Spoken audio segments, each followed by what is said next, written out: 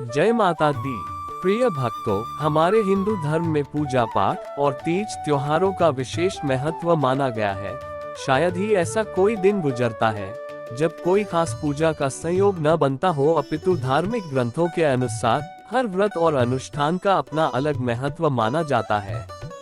सप्ताह के हर दिन के अनुसार व्रत उपवास करने का विधान भी है। इसी तरह से शुक्रवार को देवी लक्ष्मी का व्रत रखा जाता है। इसे वैभव लक्ष्मी व्रत भी कहते हैं। तो चलिए सुनते हैं व्रत कथा। एक बड़ा शहर था। इस शहर में लाखों लोग रहते थे। पहले के जमाने के लोग साथ साथ रहते थे और एक दूसरे के काम आते थे। पर नए जमाने के लोगों का स्वरूप ही अलग सा है। सब अपने अपने काम में रत रहते हैं। किसी को किसी की परवाह नहीं। घर के सदस्यों को भी एक दूसरे की परवाह नहीं होती। भजन कीर्तन, भक्ति भाव, दया माया, परोपकार जैसे संस्कार कम हो गए हैं। शहर में बुराइयां बढ़ गई थी। शराब, जुआ, रेस, व्यभिचार, चोरी, डकैती आदि बहुत से अपराध शहर में होते थे। कहावत है कि हजारों निराशा में एक अमर आशा छिपी हुई है। इसी तरह इतनी सारी बुराइयों के बावजूद शहर में कुछ अच्छे लोग भी रहते थे। ऐसे अच्छे लोगों में शीला और उनके पति की गृहस्थी मानी जाती थी। शीला धार्मिक प्रकृति की और संतोषी थी। उनका पति भी विवेकी और सुशील था। शीला और उनका पति ईमानदारी से जीते थे। वे किसी की बुराई न करते थे और प्रभु भजन में अच्छी तरह समय व्यतीत कर रहे थे। उनकी गृहस्थी आदर्श गृहस्थी थी और शहर के लोग उनकी गृहस्थी की सराहना करते थे। शीला की गृहस्थी इसी तरह खुशी खुशी चल रही थी। पर कहा जाता है कि कर्म की गति अकल है। विधाता के लिखे लेख कोई नहीं समझ सकता है। इंसान का नसीब पल भर में राजा को रंक बना देता है और रंक को राजा। शीला के पति के अगले जन्म के कर्म भोगने बाकी रह गए होंगे कि वह बुरे लोगों से दोस्ती कर बैठा। वह जल्द से जल्द करोड़पति होने के ख्वाब देखने लगा। इसलिए वह गलत रास्ते पर चल निकला और करोड़पति के बजाय रोड़पति बन गया। यानी रास्ते पर भटकते भिखारी जैसी उसकी स्थिति हो गई थी। शहर में शराब, जुआ, रेस, चरस, गांजा आदि बदियां फैली हुई थी। उसमें शीला का पति भी फंस गया। दोस्तों के साथ उसे भी शराब की आदत हो गई। जल्द से जल्द पैसे वाला बनने की लालच में दोस्तों के साथ रेस जुआ भी खेलने लगा। इस तरह बचाई हुई धनराशि, पत्नी के गहने, सब कुछ रेस जुए में गंवा दिया था। समय के परिवर्तन के साथ घर में दरिद्रता और भूखमरी फैल गई। सुख से खाने के बजाय 2 वक्त के भोजन के लाले पड़ गए और शीला को पति की गालियां खाने का वक्त आ गया था। शीला सुशील और संस्कारी स्त्री थी। उसको पति के बर्ताव से बहुत दुख हुआ, किंतु वह भगवान पर भरोसा करके बड़ा दिल रखकर दुख सहने लगी। कहा जाता है कि सुख के पीछे दुख और दुख के पीछे सुख आता ही है। इसलिए दुख के बाद सुख आएगा ही। ऐसी श्रद्धा के साथ शीला प्रभु भक्ति में लीन रहने लगी। इस तरह शीला असह्य दुख सहते सहते प्रभु भक्ति में वक्त बिताने लगी। अचानक एक दिन दोपहर में उनके द्वार पर किसी ने दस्तक दी। शीला सोच में पड़ गई कि मुझ जैसे गरीब के घर इस वक्त कौन आया होगा। फिर भी द्वार पर आए हुए अतिथि का आदर करना चाहिए, ऐसे आर्य धर्म के संस्कार वाली शीला ने खड़े होकर द्वार खोला। देखा तो एक माँ जी खड़ी थी। वे बड़ी उम्र की लगती थीं, किंतु उनके चेहरे पर अलौकिक तेज निखर रहा था। उनकी आंखों में से मानो अमृत बह रहा था। उनका भव्य चेहरा करुणा और प्यार से छलकता था। उनको देखते ही शीला के मन में अपार शांति छा गई। वैसे शीला इस माँ जी को पहचानती न थी, फिर भी उनको देखकर शीला के रोम रोम में आनंद छा गया। शीला माँ जी को आदर के साथ घर में ले आई। घर में बिठाने के लिए कुछ भी नहीं था, अतः शीला ने सकुचा कर एक फटी हुई चादर पर उनको बिठाया। माँ जी ने कहा, क्यों शीला, मुझे पहचाना नहीं? शीला ने सकुचा कर कहा, माँ, आपको देखते ही बहुत खुशी हो रही है, बहुत शांति हो रही है। ऐसा लगता है कि मैं बहुत दिनों से जिसे ढूंढ रही थी वे आप ही हैं, पर मैं आपको पहचान नहीं सकती। माँ जी ने हंसकर कहा, क्यों भूल गई? हर शुक्रवार को लक्ष्मी जी के मंदिर में भजन कीर्तन होते हैं, तब मैं भी वहाँ आती हूँ। वहाँ हर शुक्रवार को हम मिलते हैं। पति गलत रास्ते पर चढ़ गया। तब से शीला बहुत दुखी हो गई थी और दुख की मारी वह लक्ष्मी जी के मंदिर में भी नहीं जाती थी। बाहर के लोगों के साथ नजर मिलाते भी उसे शर्म लगती थी। उसने याददाश्त पर जोर दिया पर वह माँ जी याद नहीं आ रही थी। तभी माँ जी ने कहा, तू लक्ष्मी जी के मंदिर में कितने मधुर भजन गाती थी। अभी अभी तू दिखाई नहीं देती थी, इसलिए मुझे हुआ कि तू क्यों नहीं आती है। कहीं बीमार तो नहीं हो गई है ना? ऐसा सोचकर मैं तुझसे मिलने चली आई हूँ। माँ जी के अति प्रेम भरे शब्दों से शीला का हृदय पिघल गया। उसकी आंखों में आंसू आ गए। माँ जी के सामने वह बिलख बिलख कर रोने लगी। ये देखकर माँ जी शीला के नजदीक आई और उसकी सिसकती पीठ पर प्यार भरा हाथ फेरकर सांत्वना देने लगी। माँ जी ने कहा, बेटी, सुख और दुख तो धूप छांव जैसे होते हैं। धैर्य रखो बेटी, और तुझे परेशानी क्या है? तेरे दुख की बात मुझे सुना। तेरा मन हल्का हो जाएगा और तेरे दुख का कोई उपाय भी मिल जाएगा। माँ जी की बात सुनकर शीला के मन को शांति मिली। उसने माँ जी से कहा, माँ, मेरी गृहस्थी में भरपूर सुख और खुशियाँ थीं, मेरे पति भी सुशील थे। अचानक हमारा भाग्य हमसे रूठ गया। मेरे पति बुरी संगति में फंस गए और बुरी आदतों के शिकार हो गए तथा अपना सब कुछ गंवा बैठे हैं तथा हम रास्ते के भिखारी जैसे बन गए हैं। ये सुनकर माँ जी ने कहा, ऐसा कहा जाता है कि कर्म की गति न्यारी होती है। हर इंसान को अपने कर्म भुगतने ही पड़ते हैं, इसलिए तू चिंता मत कर। अब तू कर्म भुगत चुकी है, अब तुम्हारे सुख के दिन अवश्य आएंगे। तू तो माँ लक्ष्मी जी की भक्त है। माँ लक्ष्मी जी तो प्रेम और करुणा की अवतार हैं। वे अपने भक्तों पर हमेशा ममता रखती हैं। इसलिए तू धैर्य रखकर माँ लक्ष्मी जी का व्रत कर, इससे सब कुछ ठीक हो जाएगा।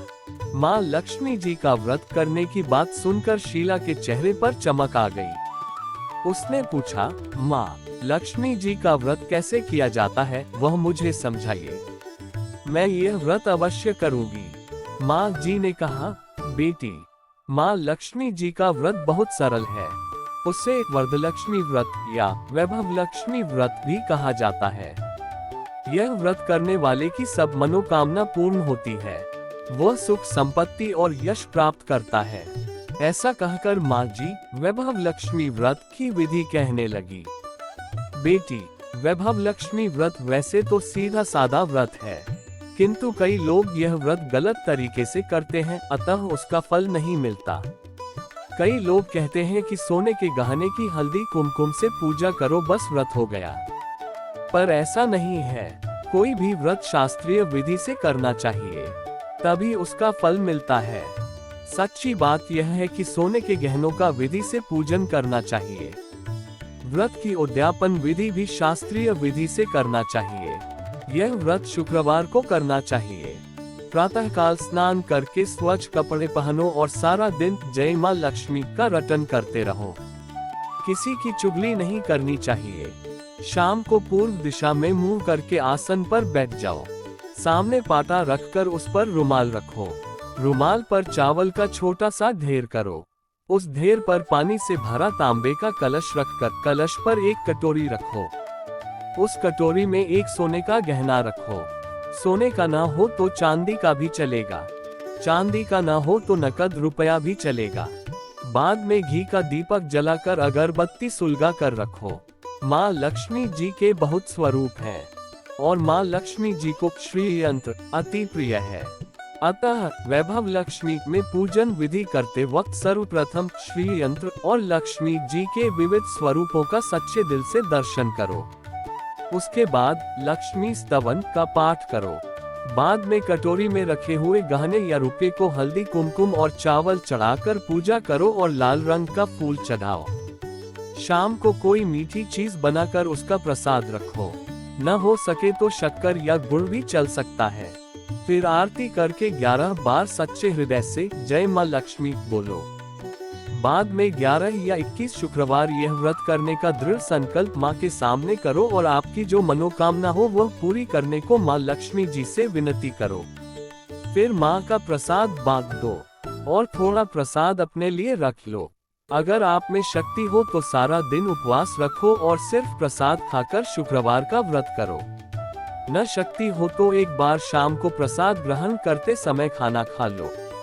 अगर थोड़ी शक्ति भी ना हो तो 2 बार भोजन कर सकते हैं। बाद में कटोरी में रखा गहना या रुपया ले लो। कलश का पानी तुलसी की क्यारी में डाल दो और चावल पक्षियों को डाल दो। इसी तरह शास्त्रीय विधि से व्रत करने से उसका फल अवश्य मिलता है।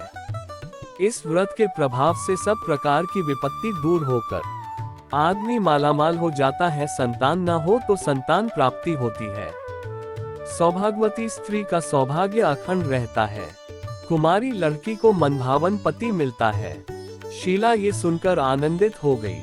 फिर पूछा, माँ, आपने वैभवलक्ष्मी व्रत की जो शास्त्रीय विधि बताई है वैसे मैं अवश्य करूंगी, किंतु उसकी उद्यापन विधि किस तरह करनी चाहिए ये भी कृपा करके सुनाइए। माँ जी ने कहा, 11 या 21 जो मन्नत मानी हो उतने शुक्रवार यह वैभवलक्ष्मी व्रत पूरी श्रद्धा और भावना से करना चाहिए। व्रत के आखिरी शुक्रवार को खीर का नैवेद्य रखो। पूजन विधि हर शुक्रवार को करते हैं वैसे ही करनी चाहिए। पूजन विधि के बाद श्रीफल फोड़ो और कम से कम 7 कुंवारी या सौभाग्यशाली स्त्रियों को कुमकुम का तिलक करके वैभवलक्ष्मी व्रत की एक पुस्तक उपहार में देनी चाहिए और सबको खीर का प्रसाद देना चाहिए। फिर धनलक्ष्मी स्वरूप वैभवलक्ष्मी स्वरूप माँ लक्ष्मी जी की छवि को प्रणाम करें। माँ लक्ष्मी जी का ये स्वरूप वैभव देने वाला है।